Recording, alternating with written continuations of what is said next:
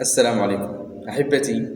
نحن في هذه الحياة نحرص على بناء بيوتنا الدنيوية وتزيينها وترتيبها حتى تظهر بالمظهر الحسن والجميل، وحتى نسكن فيها بسعادة، وهذا شيء طيب وجميل ما لم يكن فيه إسراف ولا تبذير.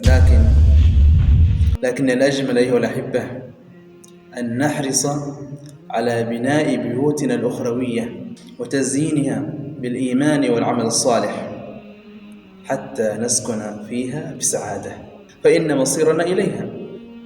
أما بيوتنا الدنيوية فمهما كان حجمها ومهما كان جمالها ومهما كان حسنها فإننا سنتركها يوما ونرحل عنها.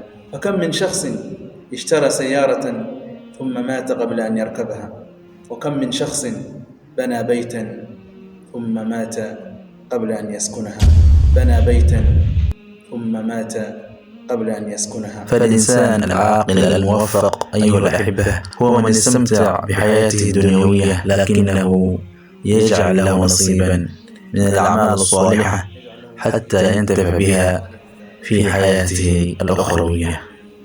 احرص أخي الغالي واحرصي أختي الغالية، نحرص جميعا مهما كانت انشغالاتنا وأعمالنا وظروفنا أن نجعل لنا نصيبا من الأعمال الصالحة حتى ننتفع بها في قبورنا، حتى إذا جاءنا الموت ورحلنا عن هذه الحياة تكون لدينا أعمال طيبة حسنة صالحة عملناها في حياتنا ثم ننتفع بها بعد موتنا. لا دار للمرء بعد الموت يسكنها إلا التي قبل الموت كان يبنيها، فإن بناها بالخير طاب مسكنها وإن بناها بالشر خاب بانيها خاب بانيها خاب بانيها.